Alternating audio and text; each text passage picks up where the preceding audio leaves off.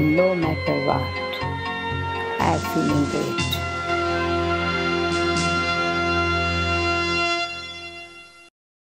Hello and welcome to Godlywood Studio and to the program Light of Knowledge. Dear friends, today we are going to discuss about pollution. Why do we discuss about pollution? There are lots of pollution. We have heard about air pollution, sound pollution, water pollution, environmental pollution, and so on.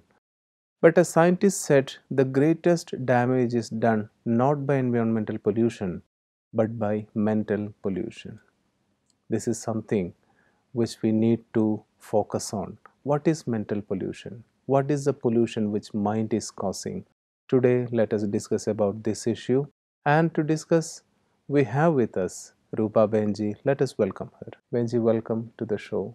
Thank you. We are discussing mental pollution. This is a comparatively new term. What do we understand by mental pollution?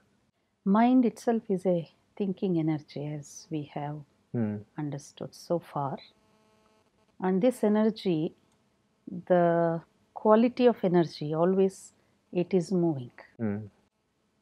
In the nature also, all the 5 elements which are having its own ability, which always circulates in the universe.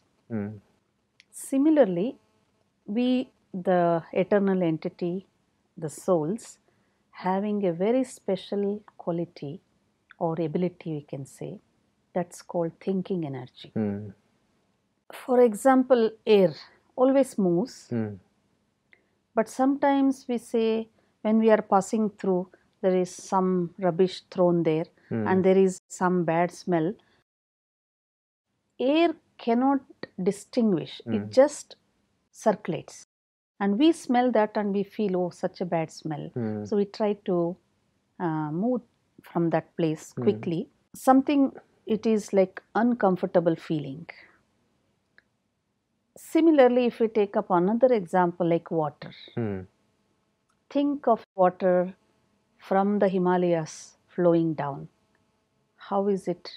Very pure, pristine. Crystal clear, very energetic, and a kind of good taste and a very soothing effect once we drink.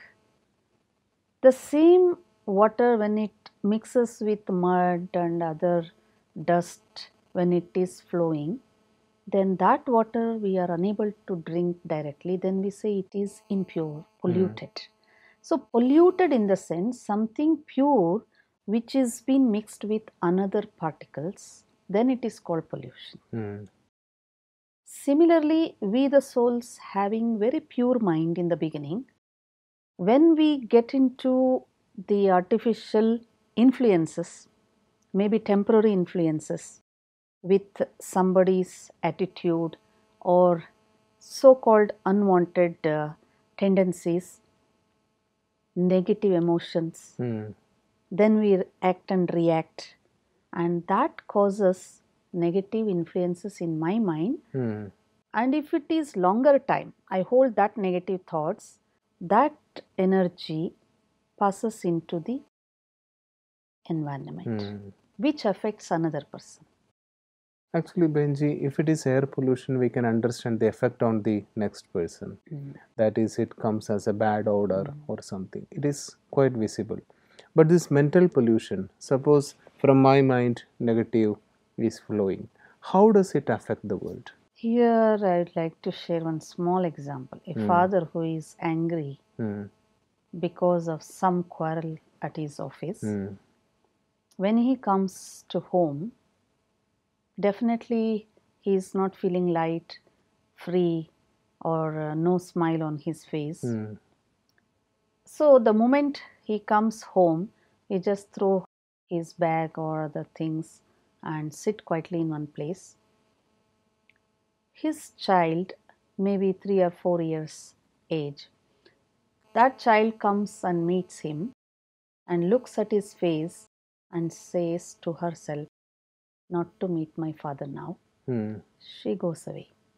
Then mother will say, go and say, Papa, good evening, go and play with him. That small child senses something it is totally ignorant about anger or quarrel or the words, whatever the sequence happened. Nothing that child is aware, but it can well sense this is not the right time to go and talk to my papa or go and laugh with him or play with him. She is also affected in a way. This is a kind of vibrations we say, it passes from one person to another person. It surrounds around us. So you mean to say that if I have negative thoughts in mind, it actually goes out and make the other person also negative? Yeah, whoever come across like a bad smell in the air or something garbage is there, so whoever passes nearby, that bad smell is affected. Similarly, if I have negative thoughts, I hold it longer time, whoever comes near to me, automatically it affects them. Whether I can express them or they can share that or not, it's not easy that I am getting bad vibration from you. Nobody will say, but they can sense it. And therefore, sometimes we feel very happy by meeting some people. Sometimes there is a rejection. No, I don't want to meet that person. So actually you are hinting at the important fact that whenever I feel negative, whenever I feel angry, whenever I feel dejected, I am polluting the world outside. Absolutely. And since we know that we pollute the air, it is something even we can be punished for doing that. And this pollution, which is I think even more dangerous, so what kind of return do I get for that, polluting the world like that? See, when I have negative or fearful, vicious thoughts, waste thoughts, such like which is polluting the atmosphere, first effect is people around me, they don't want to come closer to me. They don't feel happy to meet me, share something. That's why you see, for example, if one person is getting angry or upset at home, if at all that is the only reason for him to get upset, he should be under trouble. But actually, what happens? All the members in that family become very silent, subservient, fearful, and they don't want to talk to each other also. Something very fearful atmosphere takes place. So it is, relations are affected, and with that negative effect, if at all anything I want to take a decision of any issue, my intellect is not in a stable position to analyze what is right and wrong. So there again damage, and then taking wrong decision, wrong action, then result will be wrong. So I become unhappy. Knowledge should give us the awareness that I am polluting the minds of others with my own negative thinking. So how to get out of this pattern so that I need not pollute the world anymore? As much as possible. See, people, they say why we get negative thoughts, because people are negative, situations are negative, things are going wrong, therefore we get affected. But my question is, who is making things go wrong? That is again my thoughts from my mind. So I am spreading. For example, a child goes to school, mother feels, oh, she should come carefully back to home. That caution is good. But again there is a fear, suspicious mind, and even few minutes late, then lot of negative thoughts. Something dangerous might have happened, or some accident. So negative thoughts runs very fast. Instead, even something wrong has to happen. If you are giving positive thoughts energy, possibly that will help that child. This is a very wonderful secret. Helps others, and therefore it is nice that we give little time to ourselves and practice that positive thoughts every day. If we give little time for our reflection on our values, like few values to share with you, let me spend few moments with positive thoughts based on the value of peace, value of love, value of compassion, value of knowledge, value of happiness, or value of truth, authenticity. Because based on these values, whatever the thoughts I generate, it will spread positive vibrations. Benji, generating thoughts based on values seems to be a little bit theoretical to me. I don't know. So, can you just explain how we can do that? If somebody listening to this program thinking about generating thoughts on kindness, how can he or she start this process? See, kindness is basically everybody's quality, right? Hmm. You have kindness in your heart, somebody is having Hmm. kindness in it. He or she becomes cruel only when they are hurt with something. Hmm. Otherwise, everybody is having compassion in their heart. Hmm. So, compassion, I can create some thoughts, visualize somebody who is in suffering. Hmm.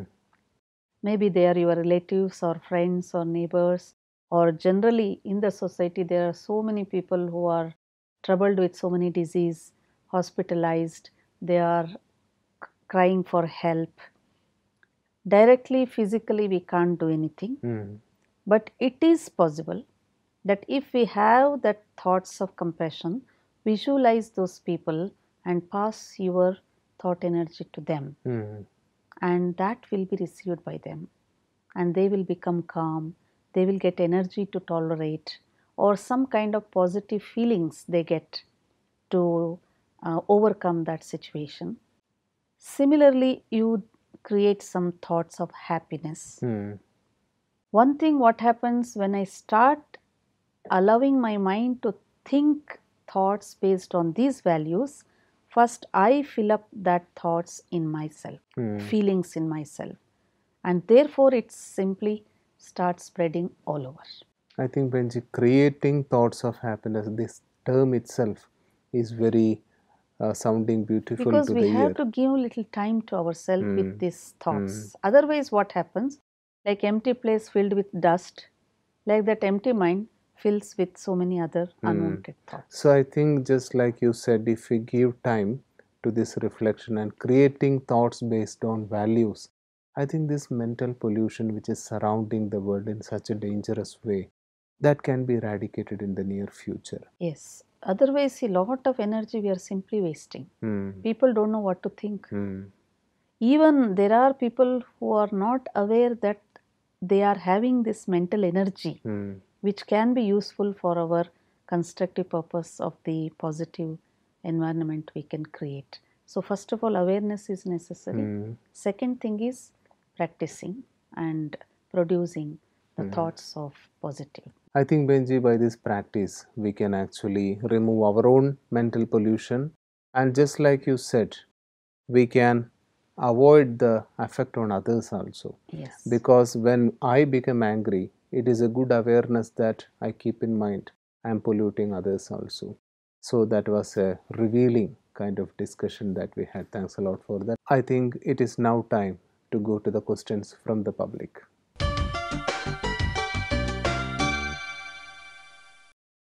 Myself, Devinderjeet Sharma.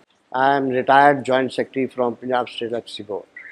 In books on spirituality, as well as in spiritual talks, there is a general feeling given to the people that there is life after death. Please explain how life after death is. That is a very deep and controversial question. So, how can you answer that within the time limit that is given to us? Life after death. Death of whom? First of all, we have to understand this Hmm. concept. The physical existence, what is visible, Hmm. human being existence. As we all are observing, every day we are changing. That is, physical body Hmm. is subjected to change, birth, growth, development, and decay. Hmm.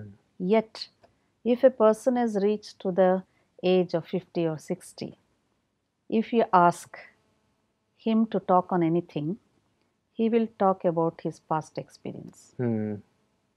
and he will think about his future, Hmm. where I will go, what I will carry with me.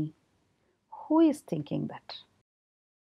So, this existence of body itself subjected to constant change, Hmm. and that change cycle having its own limitation, which we have named as birth, growth, development, and then decay. Decay itself, the meaning that this body is now no more useful for action, or it has lost its energy level, and now the one which is using that particular part is known as a soul or energy, whichever word you use. That eternal self would like to travel next with carrying something being in this body. Therefore, everybody is afraid of death because less they are aware what I carry and where I will go. So, this itself gives the answer. There is no death for the eternal self because it travels from one body to another body. But this body is subjected to death. If it travels from one body to another, then why don't I remember what I did in the past, maybe 200 years ago? Death is such a sequence where before the eternal self leaves this body, it recollects all the past actions of the present birth. And once it repents also of doing wrong deeds, it will be very happy if it has done very good. So these things happens in the passage of time. I mean, in the last moment this happens. Yes. The moment it leaves the body, automatically all these memories gets merged. But once it enters to another body is very small, until it is grown up, say 4 years, 5 years, 7 years, till that time it has been accustomed with the new family, new relation and new acceptance and everything, and there it start learning everything new. And past habits, sanskar we call it as, it may act there also, but memories are merged. And very rare case some children do get past memories of their past birth. That happens usually of sudden deaths. So you mean to say that the memory doesn't go anywhere, it just merges inside into the deeper layers of the mind. I think that fairly answers the question. But still, if you want to know more about how soul transports itself to different bodies, I think he will have to take the course which... That's a very beautiful sequence. I'll just answer in few seconds. Who decides I have to take another body in such a family, such a place? That is my whatever the sanskars, feelings, choice of actions that I have done in the past, and that impressions will select the same kind of environment. So that means I myself is deciding and not... Yes, that's why we have to be very careful at present. We carry whatever I am going to do. The body I may leave it, but what actions I have done, the choice of that actions, that will continue even after the death of this body. I think, Benji, this godly knowledge reveals something wonderful, because we have been blaming God for giving me birth in this particular family or in this particular position or circumstances. But if it is my own creation, then I think we can take responsibility and change it from now onwards, so that at least in my next part, I get something wonderful. Absolutely. Benji, I think it is time for today's attitude, virtue, and the reflection. So what is today's attitude and today's virtue? Today's attitude, let us take the attitude of being a observer. We see people around us playing different roles, different actions, different kinds of behavior. Usually we get affected by that, or we get involved, influenced. Even we are not related, we get many questions. Why this, why that, why that? So it is so nice to be an observer. And to be an observer, we have to have the virtue of sweetness in our self. When I have sweetness, then I don't comment on anybody. Everything okay. So this is very practically helpful for me to be stable in all Actually, situations. commenting on somebody, what is the underlying cause of that? What is underlying psychology? Because why do we comment on someone? Likes and dislikes, like I like somebody, I don't comment on them. When I don't like somebody, those actions, what they are performing, may not be appreciable. So it is actually a personal choice and it can differ from person to person. Yes, person to person. And also, some people have a tendency, they like others to do what they like. There Trying to again, mold others into their own point of yes, view. yes. Less they understand, everybody has got their own way of doing. Hmm. And if that concept, if we understand, then there is no scope for commenting. Giving suggestion is different, but commenting is hurtful. So to keep ourselves safe and others also safe, it's better to be a spectator and have sweetness in our mind. I think Benji that explains it beautifully. Now can we have a little bit of reflection on this? Sit in a comfortable position. Visualize yourself as a beautiful actor in this world drama. I, the soul, taking this body as a costume, playing a specific, unique role in this huge world drama. I am special. I have responsibility to play the best role in my life. Along with that, I have co-actors with me.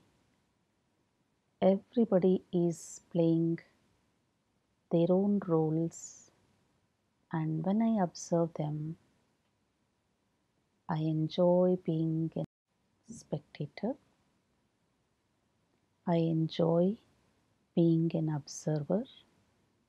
While observing, I keep myself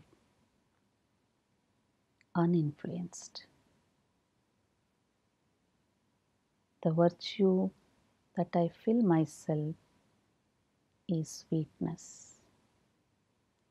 I shall practice in my life to create sweet thoughts, speak with sweetness, act with sweetness. I take care no harsh words come out of my mouth. No thoughts which gives pain to others will be generated.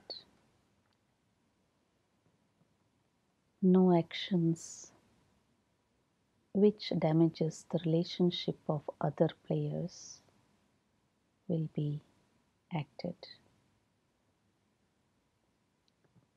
Being in this sweet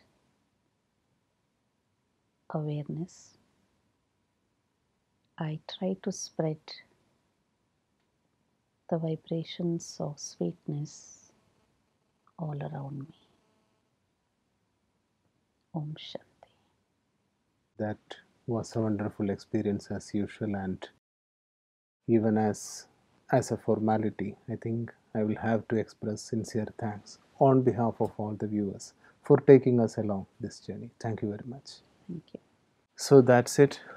Let us try to stay in those vibrations, because whenever we move our mind from the mundane routine activities into something that is energizing, we can tell the difference. So I think it is the same experience with you also. Stay tuned to your favorite channel and to your favorite program, Light of Knowledge. Until we meet in the next episode, it is a bye bye from all of us. And in the meanwhile, don't forget to send a mail or a phone call for any of your queries and suggestions. Thank you very much.